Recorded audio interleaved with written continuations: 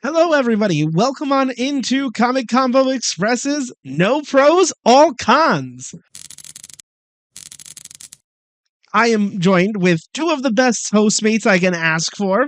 On my left, you guys know him, you guys love him. It's the Marvel fanboy himself, Pedro. How you doing today, Dad? I'm pretty good. How you doing, Pav?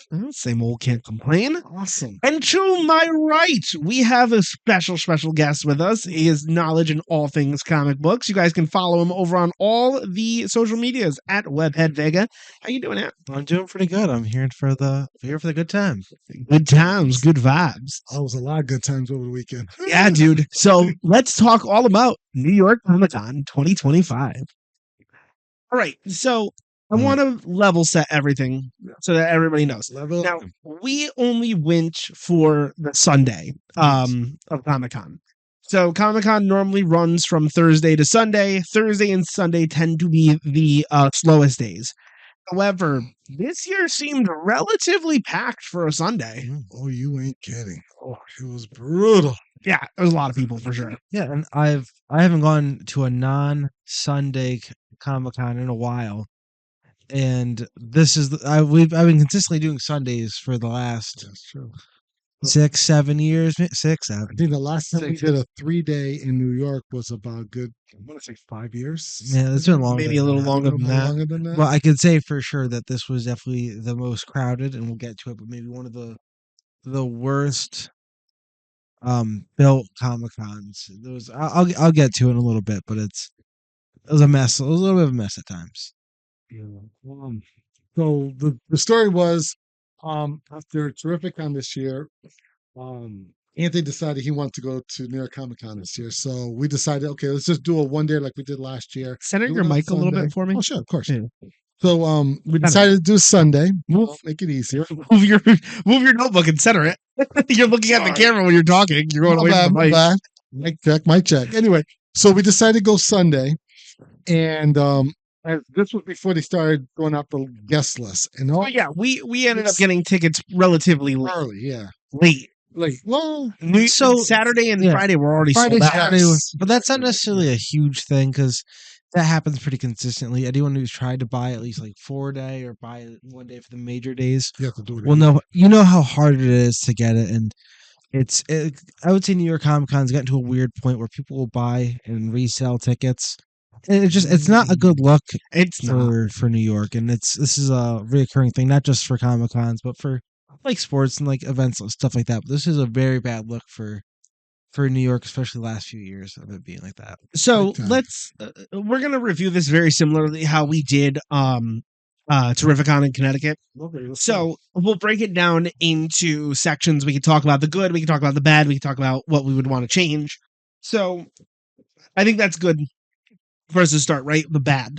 So you're right. It definitely has not been a good look. New York Comic Con is getting more and more normalized, which, you know what? It's great to see more and more people get into the atmosphere of comics and nerd culture in general. Right. Have they kind of mixed themes? Absolutely. I feel like you both can probably attest to this and tell me if I'm wrong. Back in the day, it was Thursday was setup day. So you got tickets. You kind of got to see some of the BTS. You got to see some of the behind the scenes.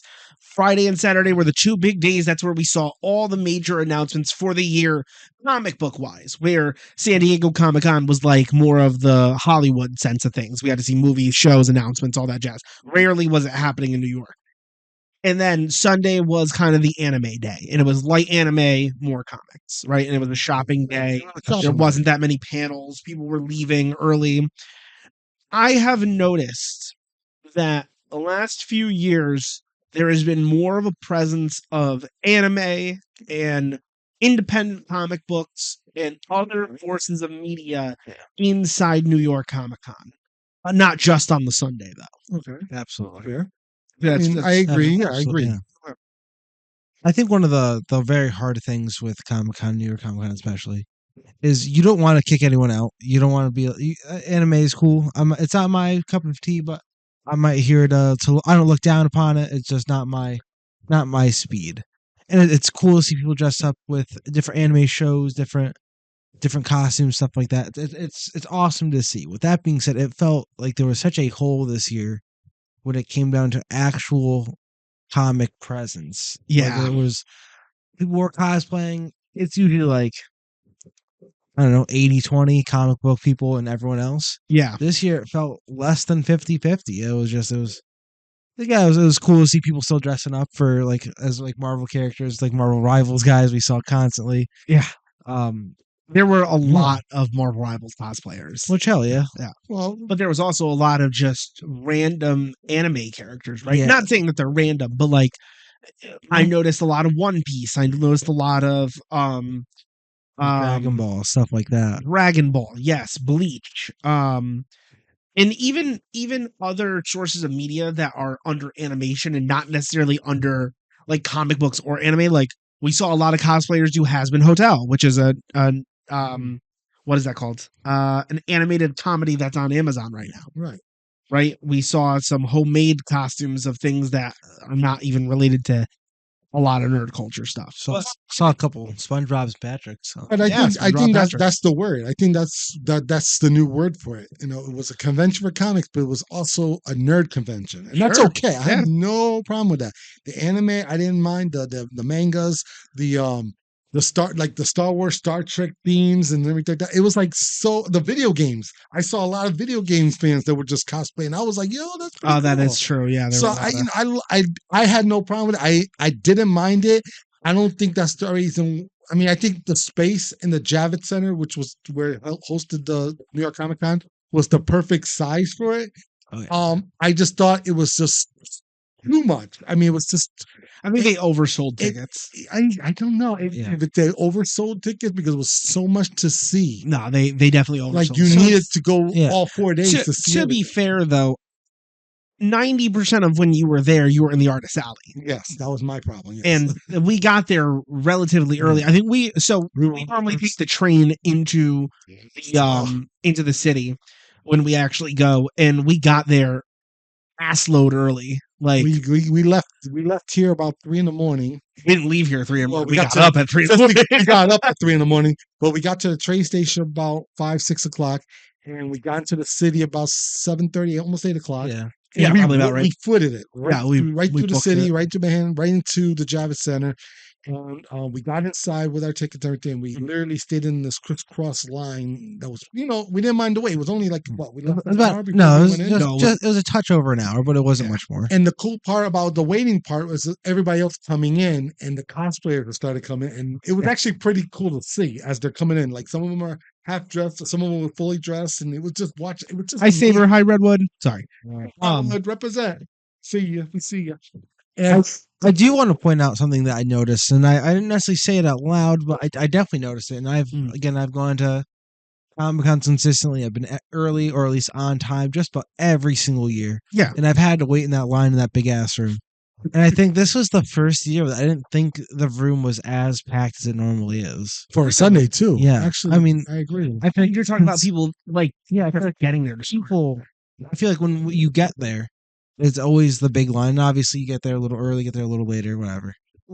And being an hour early, and we were only in the second line or third line, I felt like was a big difference from how it was last few years. I don't know if there's a correlation with anything or something was happening last few years, but it felt like that first room didn't have that same energy or same size compared to the last few years. I think I can probably theorize the correlation.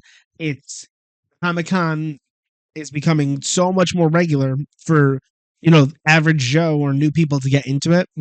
That they're used to their other types of cons kind of just opening the doors and say, okay, you can go in at any time. Right. And they're not like bombarded with getting comics signed or buying things that are limited edition. Like if you go to an anime convention, we went to our first, I guess you could call it anime/gaming convention. Yeah. Okay. And Kineticon. there was no crazy ass line. Like Kineticon was not that wild. You went to see, or you either went to see who you want to see, and there was not much line to deal with. Getting into Kineticon was a pain in the ass. Oh yeah, They had a lot more security going on. It looked like. I mean, their security wasn't bad, but like the problem was once you're in, you're waiting, and like they were zigzagging the line For New York, just you're talking for about. New York. Just But what before- about yeah. but like Kineticon? I don't know if you guys have ever been to like a GamerCon or something, but the lines are not crazy long like how they are with New York. I agree. No. So I almost wonder if that was the mindset. There were just so many new people to New York Comic Con that they didn't come till much later when the doors were A lot of the fans were coming from out of state as well. Sure, but you assume most of those people have multiple day tickets. You know, they slept over. Yeah, that's true. Some of them, yeah. I could not imagine somebody coming here from, like, let's say the far western side of Pennsylvania for just a Sunday. Just at New for York one day, Comic-Con. yeah, you have a point there. But there was people who did buy like the 3 or 4 day ticket, and because there was a storm that was going on that night, That they left decided early, not to show. Yeah. They just didn't show up for Sunday, which was cool. But the problem was, even with that, there was still a lot of people still there on a Sunday. It was kind of There definitely was a shit ton of people. And I just, like I said, remember being in line, seeing the cosplay. I thought that was beautiful and everything. Then we went in, and there were 4 of us.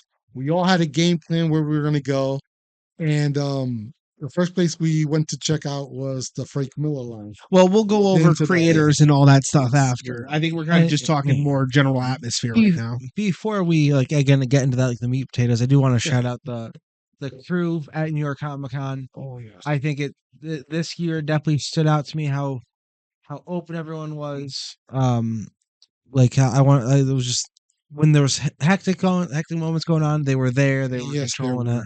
Yes, I agree. With that being said, the convention itself didn't necessarily help with that. Again, we'll get to it when we talk about creators, but Yeah, we'll definitely get into creators. I see there's a question in the chat from Redwood. What was your best cosplay you saw each year? All right, so I'm gonna do first off. Every year there's at least one Pyramid Head, and I love it because it's great. There was right in the Javits Center. There's this little overpass where they put all of the food trucks and stuff like that, and there was a line of fucking Pyramid Heads, and one of them did Corrupted.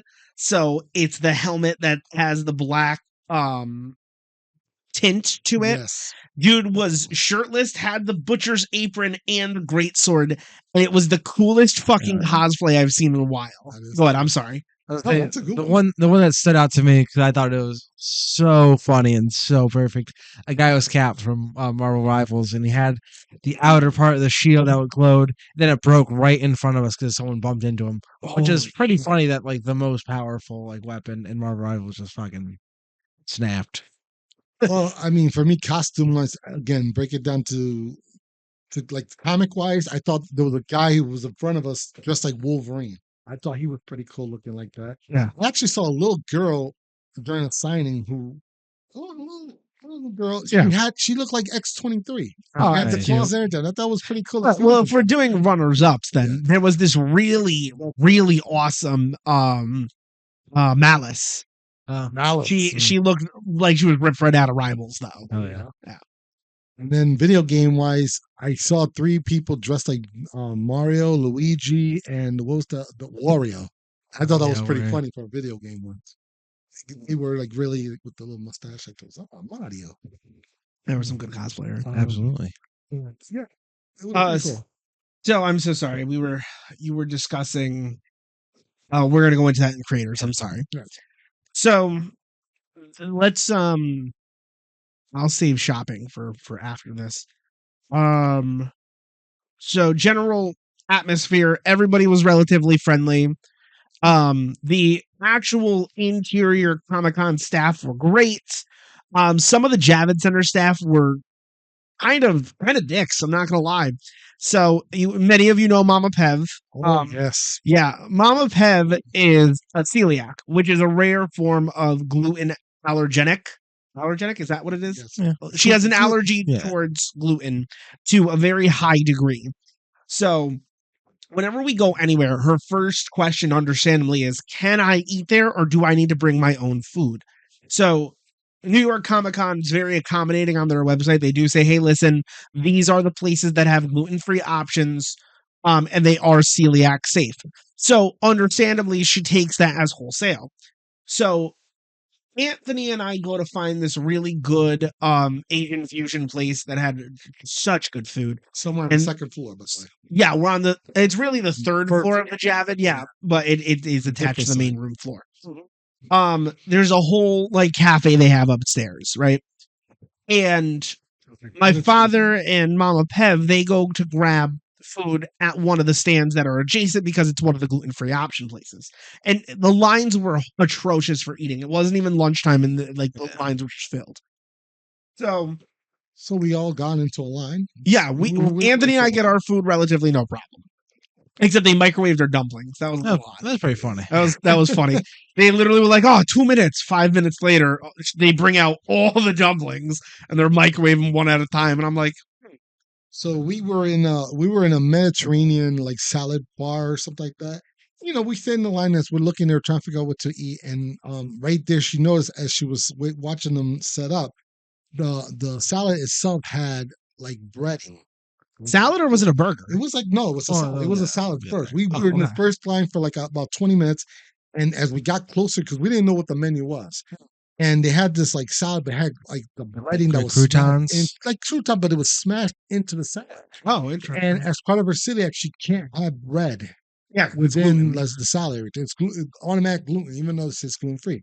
So we decided, okay, let's get up the line. There's another line right next to it. She wasn't sure if there was a salad over there. She was just trying to get a salad. We get into another line, but as we got in there, I realized it was a burger and like fried joint. Now we're telling ourselves, okay, I told her I don't think we could eat there unless we're just getting just a burger without the bread and the fries. Yeah. So she was like, well, I'll just get 2 burgers without the bread and see if they could give it to me. I'll just let them know it's celiac and see if they'll set it up for her.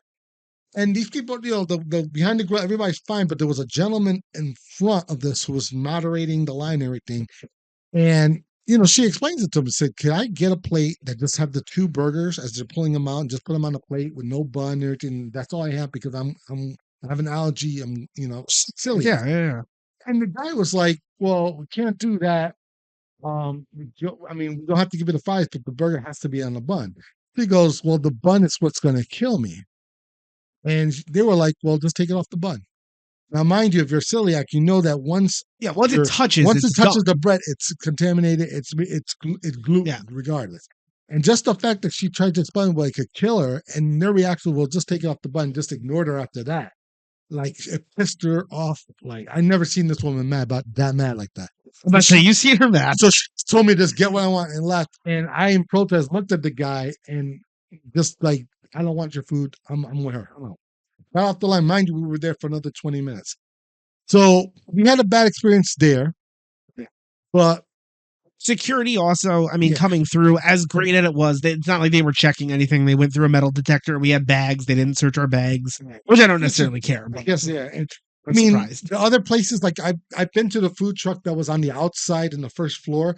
Those food trucks are phenomenal, but they're not gluten free. But before I found out we couldn't eat gluten and all that stuff, well, you can. There. Well, I could. Yeah, when Mama Pev could. Hang on, the 3 of us can. It's my mom who had the bad experience for that. For this, it was just the rudeness of it all kind of turned me off. At least about the I guess what I was trying to say is like the past years we've eaten in those food trucks before, never had a problem with them, and they were there this year, but we couldn't eat there. So just don't judge them.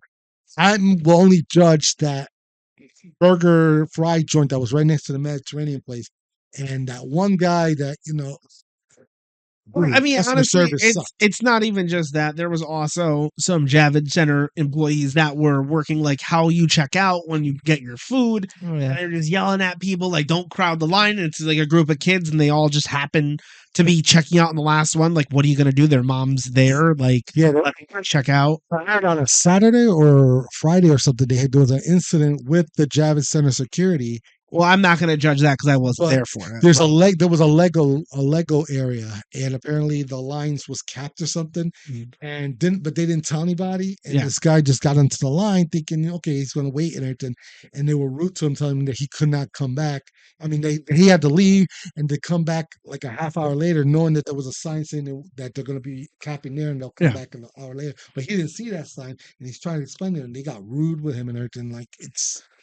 Stress is stress. Listen, I'm not going to worry about that as much. We're kind of just talking about our experience of it, but our experience just be cautious, I guess, when you're working with the Javits Center employees. That could be anywhere. That's what it is. Burn the person who was rude to Mama Pev, nuke his house. I agree. Brilliant. I'll let Papa Mama Pev know that one. Papa Pev, that's you, Mama sir. Pev. No. Hey, no thanks. Papa Mama. We'll nuke him. No. But I understand they're stressed out and they're busy with all these people. But customer service, Yeah, bro. it costs nothing to be nice. Exactly. It also costs nothing to be an asshole. Especially So with just allergies, make your pick, I guess. All right, so Let's get to the good stuff. that's kind of what I have for general vibe. Anybody have anything else to add? Just crowded. It was Very crowded. I did like how they set up the like the floor, the area, like the showroom artist alley, floor. the no, main showroom artist alley. floor on like that leads to those escalators. They had all the cosplayers hanging out there. I don't think they made them. I think they just hung out there, conglomerated and they were there, and a lot of people they were yeah. people want to take pictures with them. I thought that was pretty cool. It's usually like the meeting places, like stuff like that. Yeah, Kind of out of the way, but not necessarily like it's like still in the convention, not quite out of the way.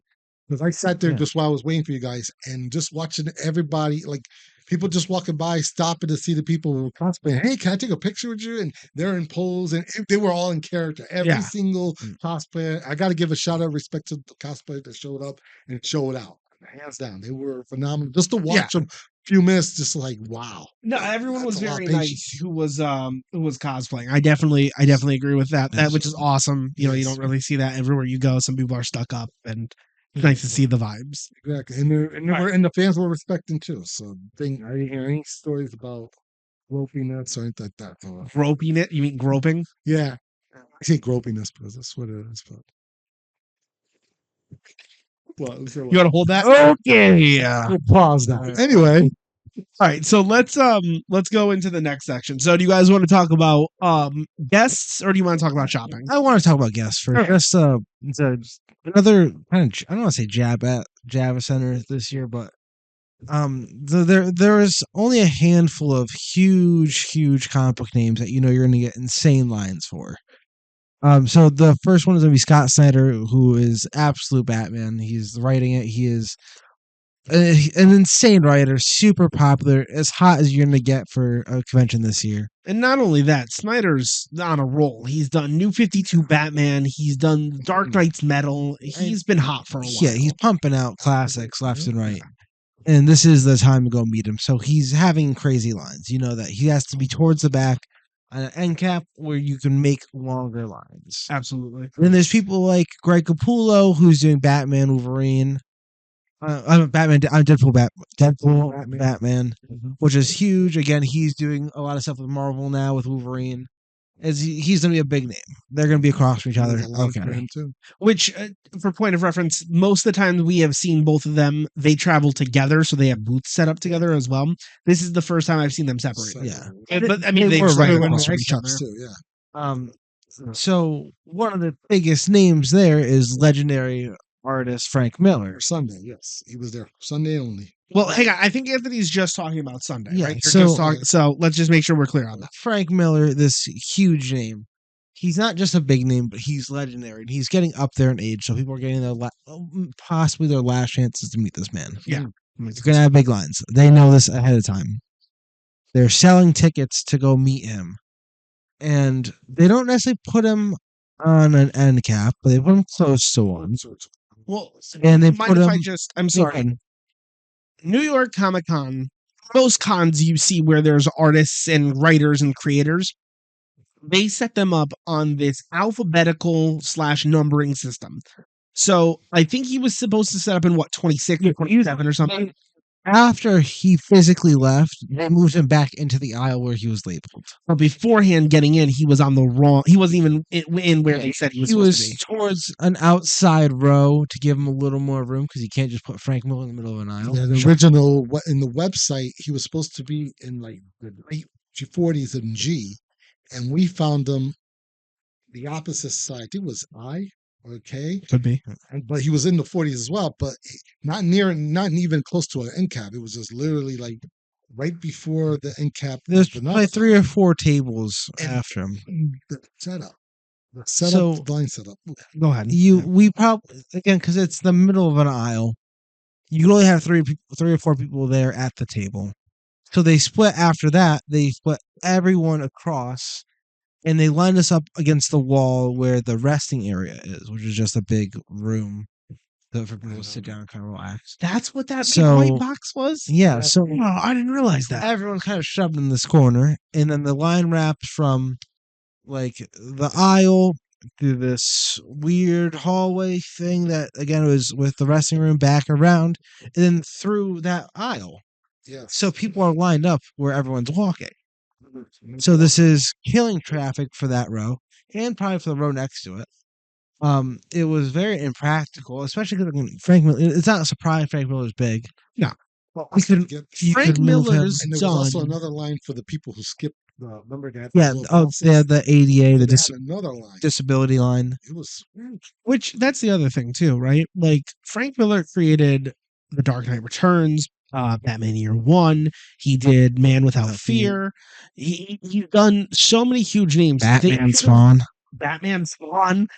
He has been in the comic book limelight for years. I would even dare to say a couple decades now, right? Oh yeah. And how is it they didn't have him set up in an area where they can obtain a longer line? Why would you put him in the middle of? I can't even say he was in between two really big artists or writers. Yeah, he was ex Gemini. George Jimenez. I think he was a couple of the aisles down. But I'm so trying to it's- remember who it's- was on that front, right by the end cap. I think it was. The fact that we're struggling to remember should tell you Yeah, it's not it's- a big name. It Like, wasn't a big name. you know, it wasn't I like mean, Scotty Young was on the other side. What they should have put him probably in, and it's hard to say. Opposite of Zack Snyder. And No, definitely not. They They should should have have put put him. him upstairs on the showroom floor. I was gonna say yeah. Yeah. But if you don't, he's so Frank Miller, he's old. Hmm. He has some medical stuff. Hmm. We couldn't even approach the table fully. That we had to pass our book to someone who passed the books to him. I just want to draw a quick picture with where Anthony's going. They're not going to be able to see what you're doing. When we got there early. We went straight to him first, and we knew about buying the ticket that we had to stay in line. So we bought our tickets, and then came the part where we were put in the line. We were actually going right before that corner that everybody disappears in that block. Well, we end up. How long was that wait between the moment we got there to? So hold up though. Explain what ticketing systems work, because some people are going to be like, "What the fuck are you talking?" So there's all it is you go up to the booth before the artist writer gets there, and it's usually only for the big names. They'll hand out tickets. And then again, for Frank Miller, we had to pay ahead of time. People like Scott Snyder, we just needed it to get in the line again. So you'll have different times. So you have to pick out a specific time you want to go and meet this person. So Frank Miller, we have to go to the booth before he gets there. Hope they don't cap the line already with tickets, and then purchase how many tickets you need. And then from there, you have to get into the line. And again, it's just a waiting game at that point. When you go up, you give them your tickets so you could show them, hey, I paid for this, or hey, I got here, I'm supposed to be in line. In that line, I mean, never mind the line, the wait happened after that because we just got there, so we ended up having a game plan. We were all going to split up, and let me tell you something, Mama Pev, ride or die. I'm going to give her props. She's ride or die. Type of person. We gave her the ticket. We gave her the book and just told her just to wait, just so we could look at other writers and artists and get our books signed and everything. But we'd come back and check on her. She stood in line for I think 3 hours. 3 hours. Oh, actually, No. 2. I think it was an hour and 45 From the and then I took over for a little over an hour. Oh, okay. Okay, So she was it was about 3 hours all together. and lucky for her, she made a little friends with people in front of her and people behind her. They were talking about comic books and convention stuff like that. But she was there for a long time. Like I remember disappearing. I think I saw like 5 different artists and writers, and by the time I came back, I had to get her. I got her something to drink and checked on her, and see if she was okay. And she stood there for a long time. She was complaining about staying there for so long, but she was trooping it. And then I disappeared again, and next thing I came back, and this was a couple hours later, and next thing you know, Anthony was in line. I guess. Yeah, we don't need the play-by-play. I mean, I gotta give the little play. you don't need the play-by-play. So I ended up one more autograph, and then I stood with Anthony, and we started noticing the line was moving. Miller was there, and we're looking, trying to find Miller. And So Frank is supposed to be there an hour after the convention starts. He probably shows up an hour 45 after. Again, After his scheduled time. yeah. Or no, I'm sorry, 45 minutes after his scheduled time, maybe a little longer. And again, it's not like you can be frustrated, but you can't really be mad at him. He is an older gentleman. He's not. Oh yeah. He's not going to be on time for every little thing. But then the security person was like, as we were getting closer, that we had certain rules. We're not allowed to get that close to him. We're not allowed to talk to him. have your books ready so you can sign them, and then you have to be off.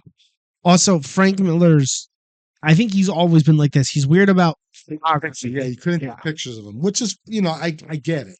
But I was sitting there, they were telling us this. I'm like, I spent As you're on a $100. live podcast. I want the man to say hi to me as I say hi to him, tell me I want to be allowed to say these things, get a little reaction, then just move on. I understand you don't want to take pictures, but I was like really adamant about it. But as we got closer to him, and mind you, we had to cut through the aisle. I mean, there was like traffic, people going by us, and from where we were at in the line all the way to the table. So security would literally stop the flow just to get 2-3 groups of people over, and then just let the flow go, and that caused a lot of trouble. So when we got through, as I'm looking for Frank Miller, I noticed there were 3 big guys. I'm thinking he got bodyguards behind him. Something's up. But I was still adamant. So I want to say hi to him. So our turn was up. Me and Anthony. He had all the tickets. I had the book and everything, and we put it down. And all of a sudden, we literally in front of the table, and you see Frank Miller. He's sitting down, hunched over, and he had an oxygen mask tank and everything. Not in good condition. And it got us very nervous. And that's when I realized that's why they didn't want us to say anything and everything. So we gave our book, and dude, he went from being humped to like straightening up.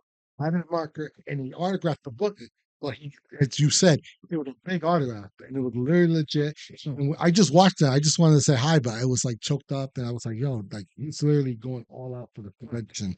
So we got our books. I was very grateful. I even thanked the bodyguard. I remember thinking, I was like, dude, thank you for the. I do think, obviously, having Frank in that spot is not the ideal situation. You don't you don't want to put him there. It's blocking traffic. It blocks everything, makes the line small and short and condensed, and it's not comfortable for really anybody. No.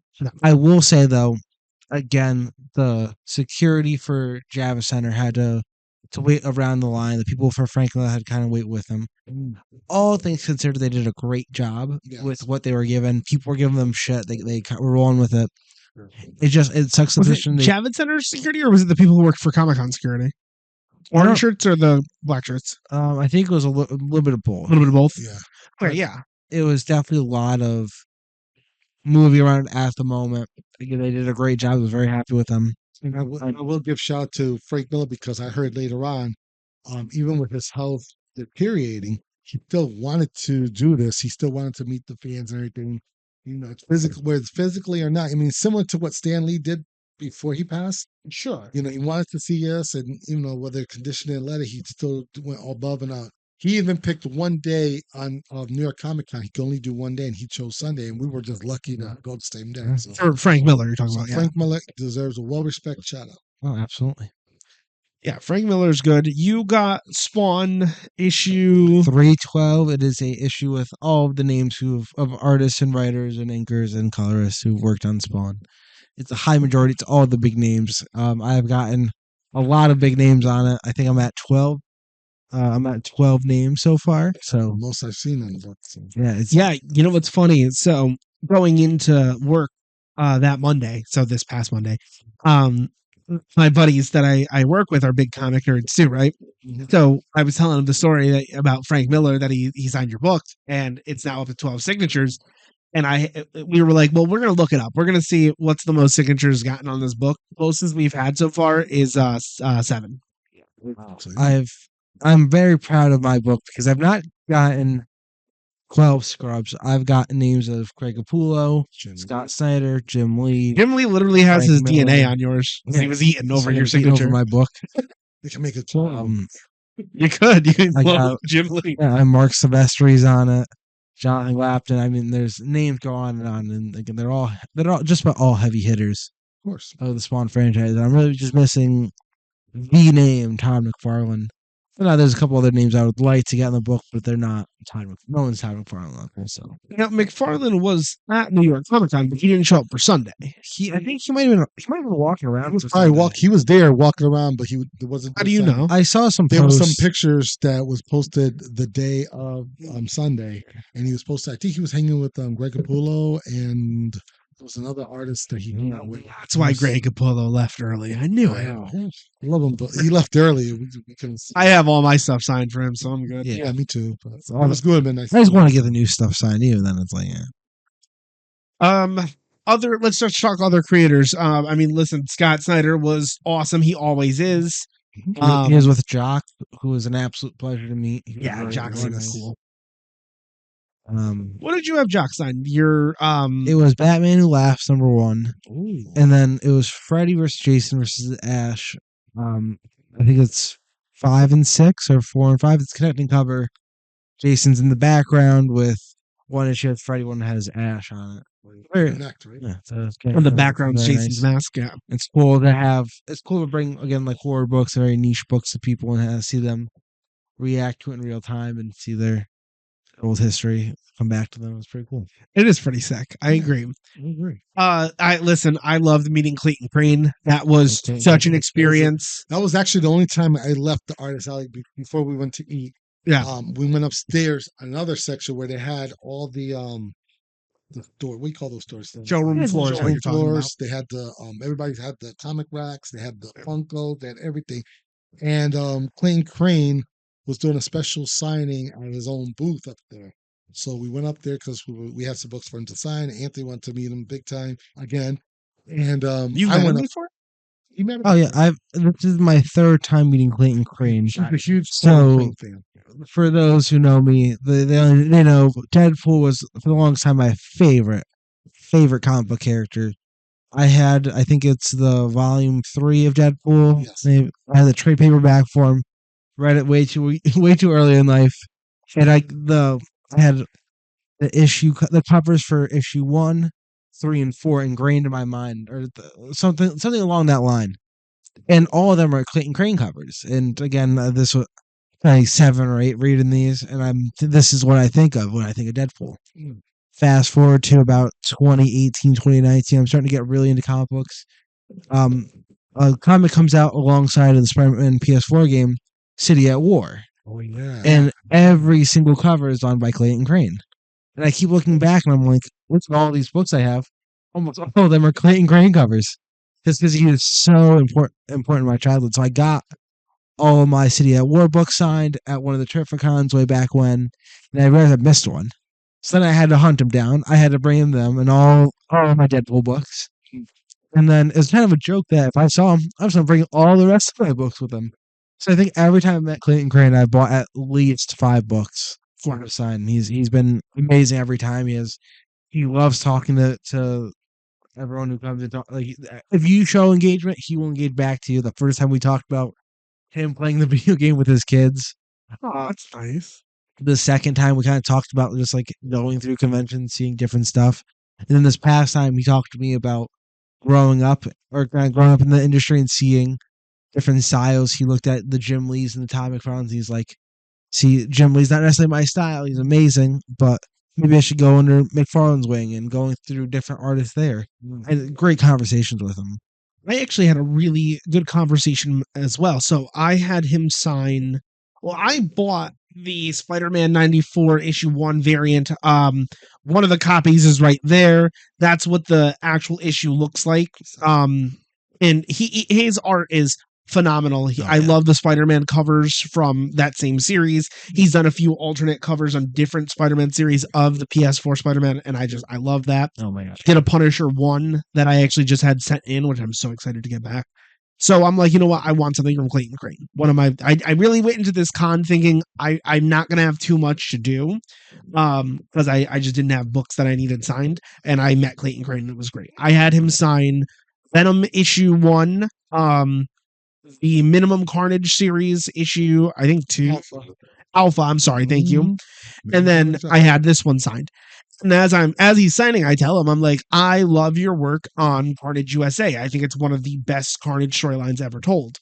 And he's like, so funny thing actually about the series right before that. And I'm like, oh, I'm gonna get story time. So got it. Clayton Crane actually had some say in the Carnage series. It was originally supposed to come out as a Spider-Man Iron Man limited series. It was a murder mystery. Because Marvel wanted to bring back Cletus Cassidy.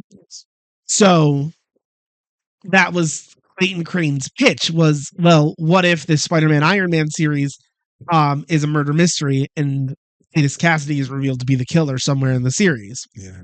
And Marvel loved that idea so much they renamed the series Carnage. So it's And he's Provid. like, that ruins the whole point of this murder mystery. And it was the funniest story I've heard about that series. Absolutely. It's great. That was written by Zeb Wells and Clayton Crane. The GOAT. So Yeah, well, Zeb Wells and collaboration. Clayton Crane worked very closely on the writing too, which is awesome to know. Phenomenal. Legendary pair. That was a good team. And they Yes. worked on the sequel, Carnage USA, too. So Mhm. but Clayton Crane, I mean, the only story I got, I was happy to meet him. It was actually the only thing I bought from up there. I saw this cover from Spider-Man 94. I already got the alternate cover that came out with the Ron Lim cover. So I saw that Clayton Crane did one. I said, I gotta buy it. So I bought it, and then they told me he could sign it. I was like, even better for that. And I just remember waiting in line with you right next to me, and we're joking. You were joking. You was like, you called him because you were such a good fan of his. Father like- Crane. They call him Father Crane. You know, like he's the blessed man. And I'm like, oh, I can't wait to tell him that. So I blurted it out to him, hey, he calls you Father Crane. He looked at me like, oh, okay, I don't know what to react. And I was like, oh, God, he doesn't get the Yeah, joke. we went right back to our conversation. And then I just walked away. But I managed to get a picture. I was with him. like, tell me more about Todd McFarlane, please. Oh, I also got a picture with Crane. Yeah, Yeah. so- Did you get a picture with Crane? I did not because I slid over, and then the guy next to me was like, Oh, you didn't take? I thought we took a picture of you. I did not. There's an over the shoulder shot that my mom took. I don't have one. It's fine. Yeah. All right. Well, we'll post those.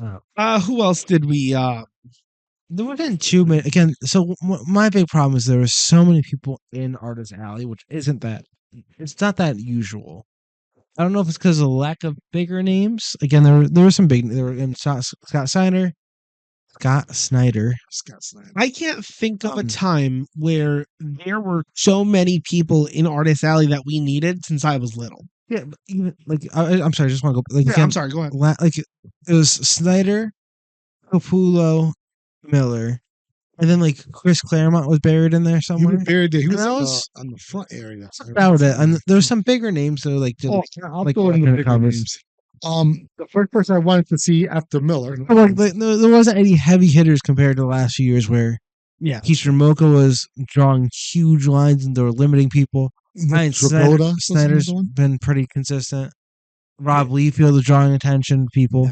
Yeah, this is the first year where it was like, there's still big names, but they didn't really have anyone to command the big lines apart from Snyder and Miller, who were both there for limited amounts of time. Can I be so honest with you guys too? I feel like maybe it's because we did so many signings at Terrificon. Maybe that's why there was less work at New York. But I also feel like that's not true based on what It's you not. just said. I Because there wasn't that many heavy. You disagree? No, I disagree. I think everybody I went to see to me were heavy hitters.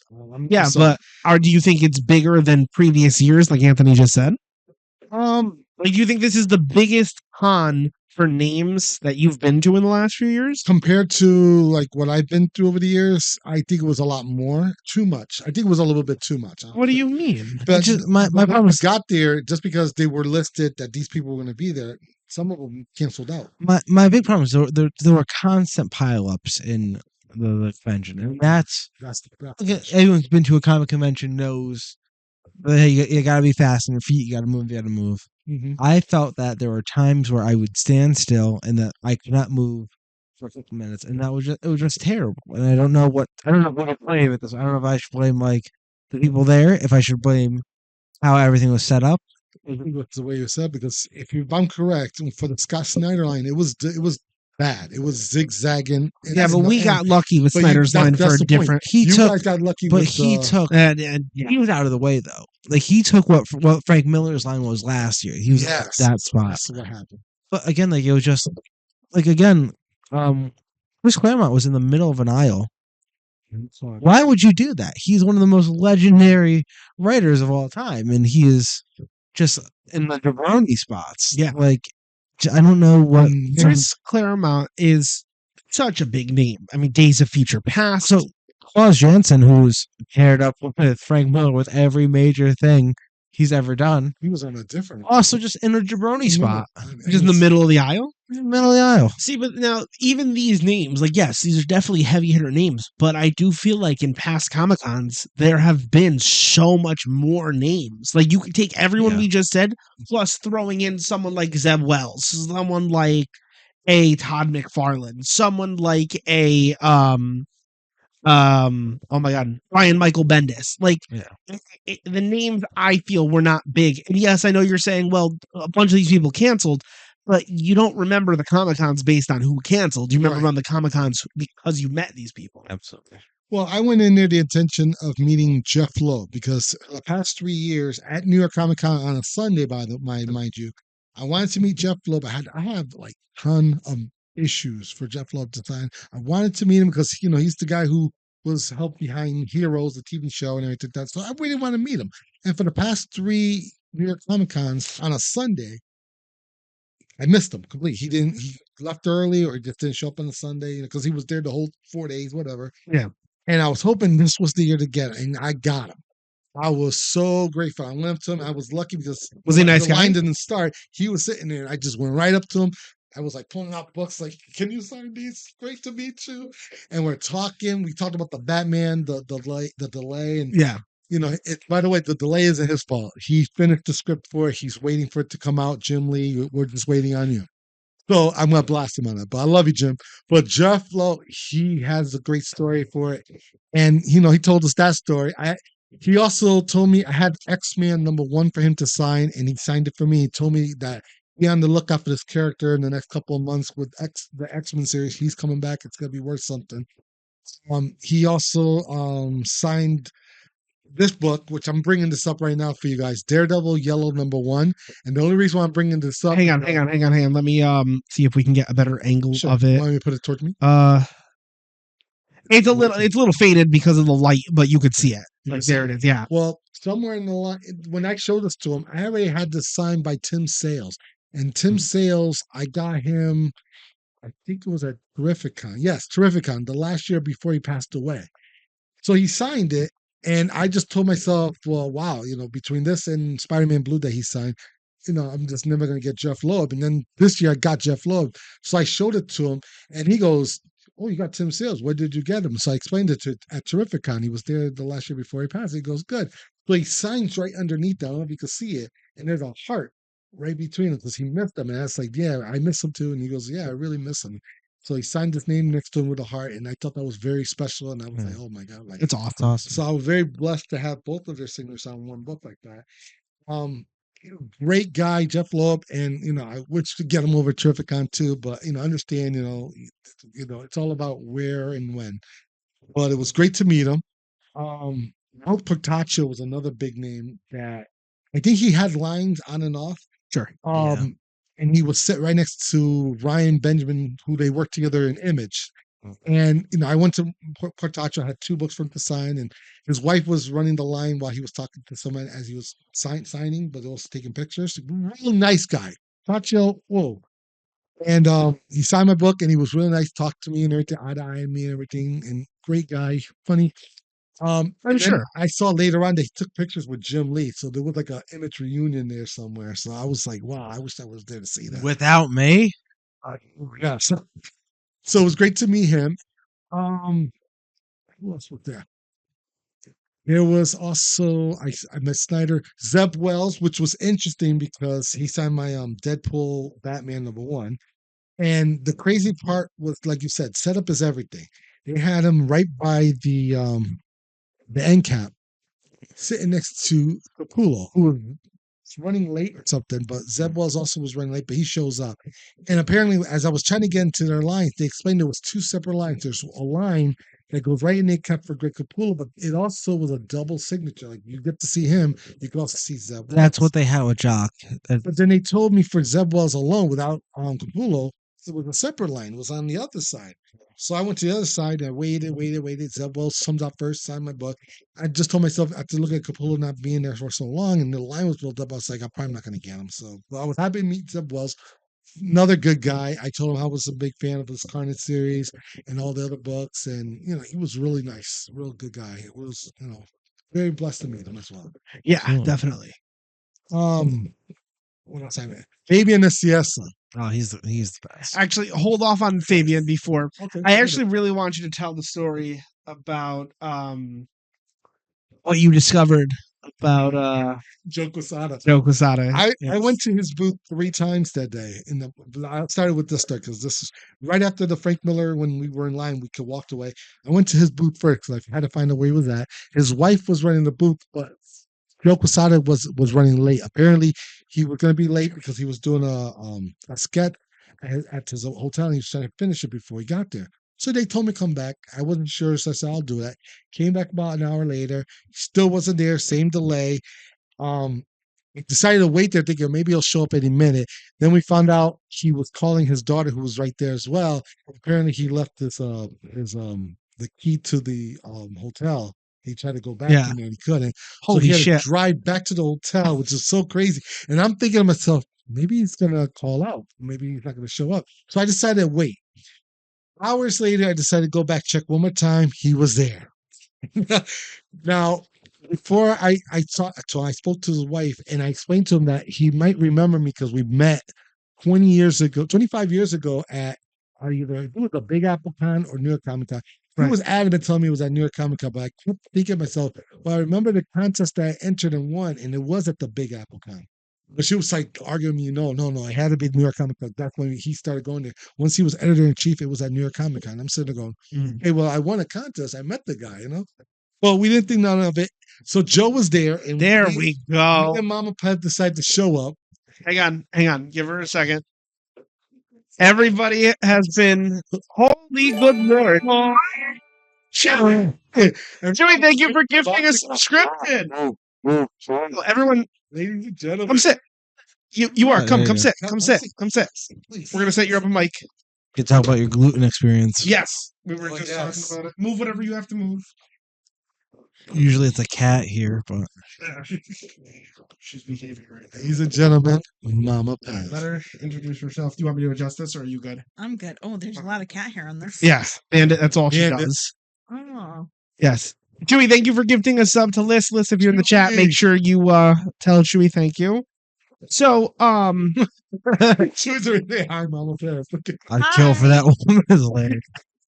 so we'll actually return to that story. Finish what you were saying. So, Mama Pet was with me when we met Joe, and we got up to Joe, and I said, "Hey, Joe," I gave him some books to sign, and I paid for it and everything. And I said, "Joe, I don't know if you remember me. 25 years ago, I won a contest at one of the conventions. I think it was Big Apple Con or Comic Con. We're trying to decide that." And I won the contest. He goes, "Which contest was it?" I said, "Lunch with Joe." All of a sudden, his eyes blinked like he remembered, and he goes, "It was at the Big Apple Con." And he's telling his wife this, and the wife was like, "I thought it was New York Comic Con." I said, "No, Big Apple Con. You were there," which was hilarious. So he remembered me, and I was like, "Oh, you do remember?" He goes, "Yeah, and I got a funny backstory to tell you about that you didn't know." So I said, "All right, I'm ready to listen to this juicy gossip." So I've told the story many times about the Lunch with Joe thing we had with him. Well, when we had the Lunch with Joe, just before we had the tour in Marvel, he took us up to his restaurant, leaving the Marvel building, and it was me, the person that worked at Marvel that was arranged this Calling the cat contest, like a Joe. Pokemon. And there was a reporter that was inside the Marvel building that wanted to interview Joe. And as Joe said, we had to leave. We're going to do this contest thing with the winner. And he asked to come with us. He goes, sure, he's going to come with us. He just wanted to explain to everything we talked about at this lunch when it has to be off the record. And this reporter knew that it was off the record, which, so when I met him, I remember seeing the reporter there and I just thought he was like working at Wizard or something at the time. So we go to the this restaurant, we eat, and we're talking, and I'm allowed to ask any questions, which I did, and it was a lot of questions. And I think one of the questions was about Superman, about a book that would he write or draw Superman.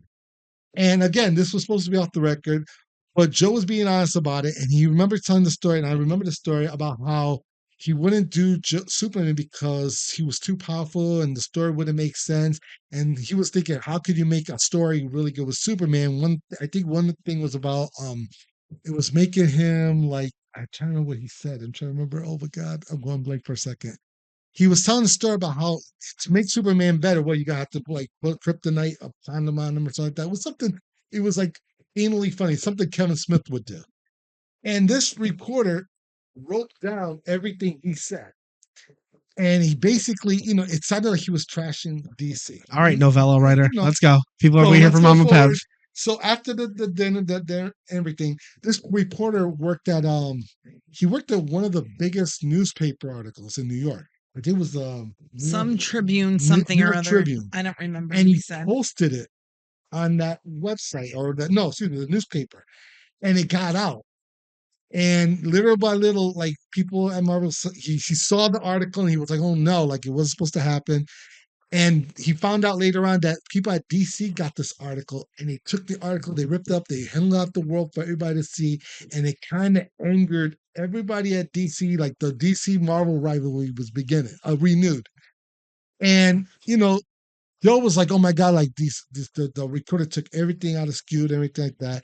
And he even got called into the office by his boss. I think it was Ike Perlman at the time, into the office, and he thought he was in trouble. He pulls out the newspaper clipping out for him, and he showed it to him, and he was all serious, and he got him nervous. And he asked him, "Did you say these things?" And Joe was explaining, "Yeah, it was supposed to be off the record and everything like that. It was just for just in giggles." And he literally like started smiling. He was like, "Good job. I love it. Keep up the great work." And Joe was like, okay, Fantastic. he Thank you. owned it. He Thank you for that story. All right. Said, now, shut up. told me to shut up. so, Yes. Mama Pev, welcome to the show. Hello, everyone. Everybody has been asking for you to be on the show. Oh, So we are doing this show called No Pros, All Cons, where we review conventions that we're going to. good. And I figured you were too big of the New York Comic Con not to be involved. So we're not actually that far into the conversation at all. So we're ranking it by general Probably volume. like an hour away through. Not that Yeah. fucking far through. Yeah, but we've only gotten through vibes. So we talk about vibes. We're in creators now. We're on creator. And we didn't finish creators. We're halfway through 2 or 3. It's halfway. All right. Well, she's not going to have as much to say. I know. Who's this? All right, fine. So we're ranking the con by its general vibes, creators, and shopping experience. So we were telling the story about your food experience at the Javits Center employees. That was an awful experience.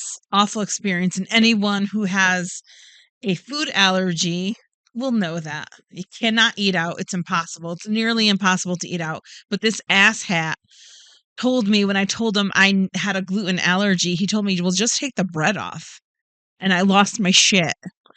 And then I yelled at my husband because he made me mad too. So, yeah. Would you say the wrath was felt? Well, I felt wrath. I didn't do anything legitimately wrong. Well, I don't think I did. She felt that I should have eaten because she was also worried about me, which is awesome about it. But I mean, I took a stand. I did not want to eat where they just told her, like, take the bun off, and if your life is on the line, oh well. You can't eat that like that. And I understood she was mad, and she took it out on me and everything like that, and I took it like a pro. I didn't take it out on you. I was venting. It was so fun sitting on the stairs watching. Yeah, we're eating as we're watching this. It was awkward, but we're fine. We're fine, and you need to bring your mic in. I know you're way too far away from it. Far away. I'm working on. But yeah, Saver said she was venting. She was venting. No, right. She was. That's what I'm saying. But I felt venting a little bit. Every time he says Jeff Loeb, he goes further back into his seat. Oh yeah. So Jeff Loeb. We kind of were discussing some of the creators. I think everybody kind of went, but were there any creators that you were excited to meet or interact with? Did you have any good or bad interactions? Maybe Niciasa. Oh my god. Yeah. So my husband's jealous because when I meet these creators or these writers, they all talk to me instead of him. So he gets super jealous. But I've been going to conventions since we met, about 27 and a half years ago. So I've been going since then. So some people remember me, some people don't. But I will talk to anybody about anything. So I'm not afraid to talk to people. Whereas, a famous person, people clam up and they don't know what to say. They're just regular people. They are regular people. So I will talk to anybody. And that's how, I got beings, damn it. What's the difference? Thank Redwood. I learned the difference. Oh my god. Wow. Immediately turned. He did turn on me. Anyway. But a lot of these artists and writers, they are nerds themselves. So when other people come up and talk to them and engage with them, they love it too. They love it too. So they're just regular, they're normal, everyday people. They have the same bullshit problems that we all have. They have the same things that we have. They're normal people. So talking to someone about their work that you love makes them feel good.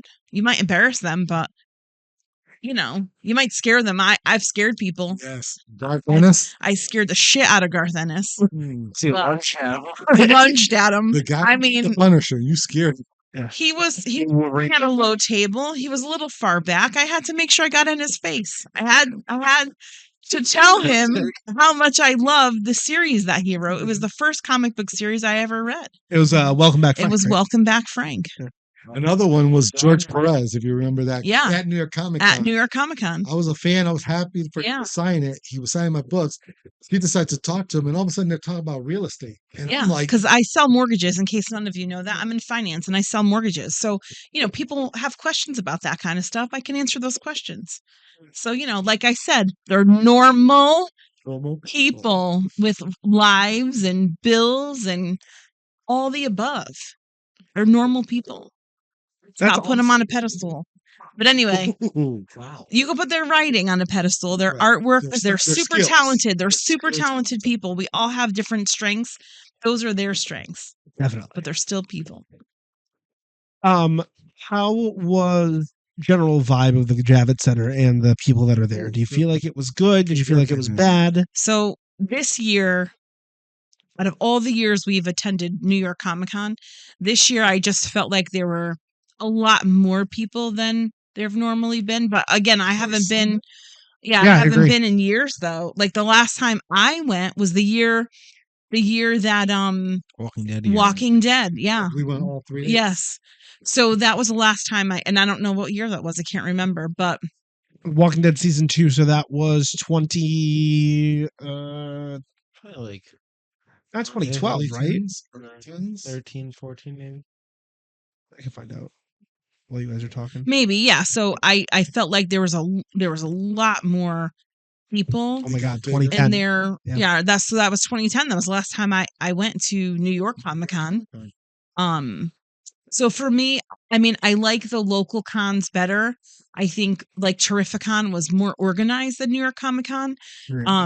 But I think New York Comic Con, there were just too many floors, only 4 escalators for all those people. It didn't flow well. The Javits Center is huge, but there's just not enough access to get to all the levels in a timely fashion. So that part of it kind of sucked. The logistics of the building just didn't work well. I think they should rethink the floor plan. I agree with you. I actually had made the comment. I feel like even though the Javits Center is so long, they definitely are overselling tickets. I think so. Yeah. I think they are. I think it was crowded. I think it's crowded. Like I couldn't enjoy the shopping because I felt like aisles were too narrow because they had so many vendors there, and we're just bumping into each other, stepping on each other, body checking each other as you're trying to walk by. And Yeah, because at one it's point you just- and I are on the showroom floor, and people just Yeah. walked right into you. And Yeah. mind you, it was a Sunday that we experienced this. yeah, Imagine Saturday and Friday are the 2 of the busiest days. Oh, What it's happened? probably And we didn't so get much to go. worse. Yeah. Probably a lot worse. Yeah, this is true. But, well, there's a story we could talk about. Fabian Nicieza. Oh, I'm sorry. Did we not talk I'm gonna about that? bring this My bad. one We up started because to. Mama Pev was there for this one. Well, she wasn't. As I was waiting in line for Fabian Nicieza, Mama Pev was upstairs with, I got some shopping. And then she was waiting. She wanted to go meet and talk with Fabian Nicieza. I already met him. I already met met him before, but you wanted to talk to him again because you had a very important question to ask him. So I decided when I was there, I let you know on the phone, hey, I'm at Fabian's, come on down. So I'm waiting there. So I got just close as to the a line. just as a side point, my mother has bought Fabian lunch. Like they seem to be very very good friends. Cannot lie. Oh, how about that? Anyway, so I managed to get up there, had him sign my books, and we're talking. And I just decided to ask him the question for you. I asked her about this book that she purchased a few years back when she first met him. Hi, Liz. He sold her Liz. these novels, not like graphic, regular novels that he wrote. It was his first novel that he wrote, and there were 2 volumes. And she ended up buying the first one, and then the following year bought the second one. I think that's how you got both volumes. No, I bought both at the same You time. bought them both the same year. And I remember that whole year you took it home. I told you he was a good writer and everything. You had it signed and everything. Went home and you read it. It took you like a year to read both of the books. You enjoyed it. You were looking for the next volume, and we were hoping either he would show up at Terrificon or near Comic Con, or it would show up at Barnes and Noble. Well, she never got any, so she was wondering. She was looking online, trying to find out when's the next one's coming out, the next volume, and we never had nothing for many years. And this year, I decided We never had nothing. I actually, so when I brought it up to him, it kind of like sparked something like, this is a good question. Like, Yeah. I asked the best question. I'm saying, well, this is actually her question. Was it not your grandma? So, He's like, huh? wow. Sound like I say? I'm gonna write my books. So he explained the history of the books that he wrote and what happened and how it was it was going to be turned into a series on Netflix, I think it was. And they even attached an Oscar winner. For this. But there's been a lot of speed bumps, so they're not putting it out anytime soon. And because he ended up the creation of the book company expired on his contract, he didn't have to do a third volume. So he said if he do a third volume, it'll be through someone else. But he has to wait until the license lapses from the book company. So he made it clear that he would like to, but he has to wait. If they do a series, he would like to be participating on it. Good for him and everything. That's so. The answer was basically there's no new volume for you yet. So I was like, all right. Holy shit! 15 minutes. That's how we got to the answer. So I literally told him, okay, well, it was nice to meet you, and I wish my wife was here. If I bring her by here again, I'll have her let you know. He was like, no, fine. He was real nice about it. He's like, she's real. Holy shit! Are you married? So he didn't believe. I can't believe you're married. Not with that I grammar, can't you're not. believe somebody would marry you. That's what he said. That's what he was thinking. No, he remembered me. Yeah, he remembered this. Okay. So the guy with bad grammar. A half hour later, you were down there. You was with me. We was going to all these other artists, and we went by his booth. And I said, you know what? You got to say hi to him. She didn't want to say hi. He was busy. He had a line of people. I said, I'm going to cut the line. Just say, hey, babe, I'm, just don't work. So I said, hey, babe, Bob. Remember my wife? She's right there. And she was like a couple feet still walking. She stopped to turn around. She waved at him. And he goes, hey, I remember. He stopped. Hey, how you doing? She goes, yeah. He said, your husband was telling me about how you loved my books, unless he was lying. And she was like, no, I loved it. I read them cover to cover, and they're talking like crazy. Like they're good friends. And I'm like sitting there going, see, what did I do?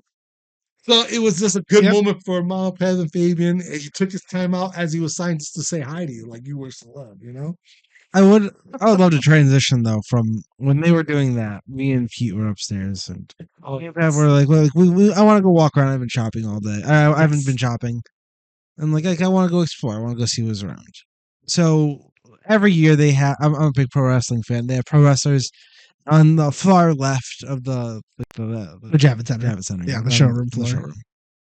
So I didn't check any celebrities this year. I knew the X-Men were going to be like the voice of 97's X-Men. Yeah, them, and then the first class crew was going to be there. So I had no idea if any wrestlers were going to be there. I'm like, oh, I see the wrestler Karrion Kross there. I'm like, oh, I love this guy. Great NXT guy, great indie guy. I'm like, hell yeah, this is going to be great. I am seeing him, and right next to him in the same booth is the Hurricane. The greatest wrestler from 2003 ever. WWE. And there's a large joke in my little wrestling community that I have with my friends that the Hurricane is the guy. So I'm walking with Pev, and I'm like, oh, Karen, holy shit, it's the fucking Hurricane. That is exactly how the conversation went.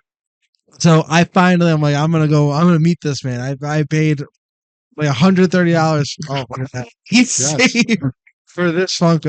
Oh, on right. Here, do you want me to? Yeah, I'm gonna put the close up on you real quick while we're getting this zoomed in. It's already zoomed in. Just pick it up, man. If you want to know, he was a former wrestler. He's a former wrestler. Look at that gimmick. Look at that being a superhero. So he was actually a superhero wrestler. So I think it made perfect sense he was at this convention for him to represent. Mom, how do you feel about the Hurricane? The Hurricane. I don't know who he is. The Hurricane? Better stand back. There's a Hurricane coming through. Right, I'm a tough sign of this. And it's so coincident. Anthony with his green hair. Yeah, so I finally get up. He gives a little nod when I'm in line. He's like, oh, he sees me. Cool. I go in. I slide the Funko, and the first thing he's like, oh, when I first dyed my hair green, I had a picture of me in the exact shirt you're wearing. And he points to my Spider-Man button down that was my dad's previously. I'm like, hell yeah, that's hilarious. Whoever, I got some pictures with him. He's awesome, stand-up guy. And it was probably one of the most energetic meetings I've ever had with any celebrity of note. Maybe apart from like Doug Jones, who is a one of one. He is hilarious, but the Hurricane is one of the greatest personalities in pro wrestling. It was a pleasure to meet him. Yeah, definitely a nice guy. We got pictures with him too. It was definitely a fun setup. Shout out to Beta. You know, we saw your story. You know, we got heart for you, man. Yes. Sorry for your loss, Beta. Aw. Kisses and hugs. So that actually is the perfect segue into shopping. So that's the other thing that we grade for sure when it comes to New York Comic Con. How was everybody's shopping experience? Well, like I shopped in secret. Nice. Maybe. I only bought this one book from Crate & Crane, but that was it. Crate That and was Crane? all I had time to shop for. You know, when you're going in there with a stack of books to get autographed, and you're meeting the creators and writers and artists, you don't really have time to shop. All right, phenomenal. So then, Anthony, how was your shopping experience? I was only able to do the perimeter of that showroom, and it was really because again, the aisles are just so narrow, and they're getting. It feels like they're getting narrower every year, I agree. and it's More stuff it to shop sucks. for, right? It sucks. I love looking through like the bins and packing down and finding good deals, and it's something I just didn't feel like I could do this year, and it was a little harder last time in New York. But I'm like, it's New York Comic Con as whatever. Like, Did you Sunday see more before. toys or comics or? I want to say a lot more toys than anything, but that's also I was also in the perimeter. A lot of the comics kind of packed together in the same beginning, like right in the front. It also doesn't help that the side that you and I were on the perimeter of was like where all the Warhammer stuff is and the anime and the statues. All the stuff that's like when they're like showcasing all like the new things coming out, whether it's statues, toys, electronics, games. Super cool. Yeah. But when it came down to actual shopping, we don't really move through it. There's some bigger booths that had more areas. Yeah. Like we went to go see a guy who's doing like art and stuff. That was cool. Just very disappointing. And it sucks that half that convention I felt like I couldn't do because you physically cannot move like a foot at a time. Agree. And there were a few creators that were also up there hanging on the booths as well, signing autographs up there. Yeah, but I can't imagine they were the reasons why there was so Yeah, no, many it's- loads No, of I- people. I 100% agree. shopping. Probably just the Yeah. shopping. It was a lot. It was a lot. It was. And not everything up there was comic related, like we've stated too. I saw there was a lady who was selling like shopping bags. I was like, okay, Yeah, it was that's weird. interesting. There was a one niche. section of the Javits Center had Walmart there. Yeah. Yeah, Walmart, FedEx had a They had a booth lot there. of McFarlane stuff there. Yeah, Yeah. McFarlane was promoting stuff there. Well, McFarlane's been doing exclusives to Walmart for the last, I think, year. So Yeah. I guess it kind of made sense, but whatever, I guess. Code Vein had a whole setup on the anime side for the new game. Lot of just non-comic book things, which is fine, like it's great, but when the Javits Center's already getting more and more narrow because there's more and more shops, like it's tough. Like I only bought a few comics. This is probably the least shopping I've ever done at a con. Same. I literally bought one thing, and I think the people in charge of this con, I think they should definitely be more selective in who they choose as their vendors to come in. I really do. I agree with you. Absolutely.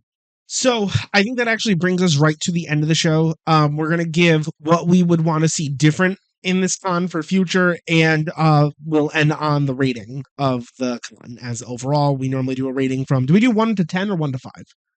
Oh yeah, I don't remember doing rating. Wah wah. That's what Wah, I wah. say. My rating is. That was quick.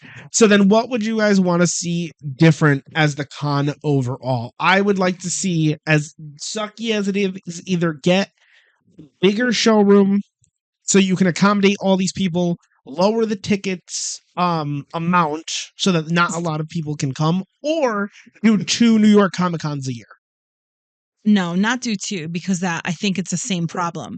I think what they need to do is reduce the amount of vendors, sell less tickets, and create more space to walk without hurting each other. Yeah, sure. Well, Any creators that you would want to see in the future?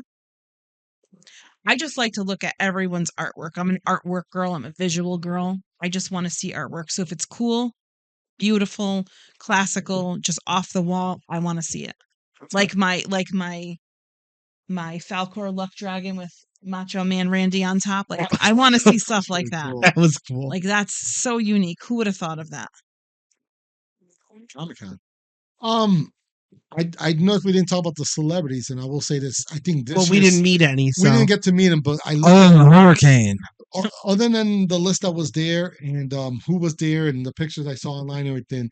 I think majority of those actors slash voice actors, they were in theme, so I think they did right by that.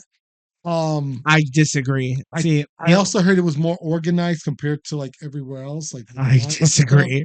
We were over there. But yeah, we didn't go in there to judge it. So, but that's what I heard from the fans and everything. So I don't know. I mean, Mom and I were over there. Barnes and Noble had a whole setup there, and there was lines wall to wall. They definitely could have reduced some of that space. But it's starting to feel that because it's so big now, like you said, they need to shrink it up a bit. But they've added an extra day. Now it's Thursday, Friday, Saturday, and Sunday. It's always been Thursday. And I got a Sunday. feeling this keeps up. They're going to end up doing a full week Comic-Con, and that's going to be insane. And I don't even think the Javits Center will be able to hold that. So, like, Well, I kind of think shrink it up a little bit, but that's just my opinion. Yeah, and I'll put my foot down. I want to see it in the Javits Center every year. I think it's a great venue, and obviously they're only having like 4 escalators sucks, but it's like whatever. I mean, I could deal with that. Again, it's going to be the things they're not going to do, like lose money by doing less tickets, less vendors. I would love to see it back to its roots. A lot of just comic book stuff. If we even were kicking things out like wrestling, anime, things that do bring in big crowds. They have their own. They have their own conventions. Fanatics is now like the leader for sports. They do everything from wrestling, like boxing, sport, like all major sports. Right. Yeah. There are anime cons. There's anime cons at the Javits Center. There's 2 every year. You know Yeah. that? Comic-Con might have to take back the comics again. It most likely won't happen because it's such a big name, and It's so pop culture. That's it's probably why. it's outgrown comics to a degree, but it's hurting the convention as a whole. I agree. When Agree. growing too much. I think at this rate, we're gonna just see a carbon clone of San Diego Comic Con. That's all it's gonna It be. is. It's already becoming that. It's already becoming that. Right. I mean, right now I see all these other conventions that outside of New York and San Diego that are starting to become not bigger like Comic-Con, but they stand their own as comic conventions. Sure, but that's No. not what we're talking about today. No, I mean, but it's growing. Like now it's gonna like I said, I mean that's not what we're here to talk about. We're not talking about New York. Oh no, I'm not comparing that. What I'm saying is New York Comic Con is becoming something else, and it's gonna hurt itself in the end. I think that's what's gonna happen basically. Yeah, well, I'll admit with everybody else, I think we're all in agreement. I think I was a little disappointed by New York Comic Con this year. Again, just being on a Sunday, I can't judge the entire con. Nobody really here But can. I have a good question though. Oh God. And it's for all of us. Mhm. Would you go back? Oh, I would go back. Yes. For Todd McFarlane, yeah. Yes. So yeah, even though I don't want to judge New York Comic Con as a whole based on 1 year and 1 day, Sure. but I would tell you that if it continues at this pace, it will be a situation where I'm going to say, yeah, no, I will Yeah. not go back. If smaller conventions continue to grow as they will, I will not see a reason to go to New York Comic Con in the next few years. I agree wholeheartedly. Same, but I would do a Thursday, Friday, maybe at New York. I would too. maybe next year, we'll see. Not a Saturday, Sunday. Thursday, Friday. Saturday I have to have a I would sleep. love to I'm do scared. one more Saturday just to see how bad it is, but I feel like that would have to be we'd have to go out of our way for that. And I don't necessarily know if that's smart. If I do a multiple day, I'll probably use one of those days to meet the celebrities. I think that I will take a chance and try to see how that works out. I think the smaller cons are getting better for celebrities, celebrities, but yes, I know I that's not agree. what we're here to talk about. We're not gonna bring that up. All right, We cool. will. Is there any other last minute thoughts? Anything else that we want to talk about? Something that we missed? I think Mama Pay should have the final note. Bro. Absolutely. Go ahead. Ta-da. Oh. Oh, you. What do you want the final note to be about? Comic Con, New York. My opinion, anything you want to say about convention? Anything I want to Yeah. say? Yeah, anything. All right. Well, like I said, I've been going to cons for a very long time. I love New York City. I think it's the most alive city that I've ever been to. And I think everyone should experience it at least once in their life. The city and the con. Oh yeah. It's a good one. I love that. All right, my Maybe- friend. but not everyone at once like this year. Yeah. Fucking fucking ass. Doing it's a shift. Oh my god, there's like blackout days. 4 days, pick a day, not Sunday. All right. That has been No Pros, All Cons episode 2. Thank you all so much for watching. Make sure you check us out on live, twitch.tv/Comic Convo Express. We have a bunch of other shows going on there, and we'll see you guys in the next episode. Bye.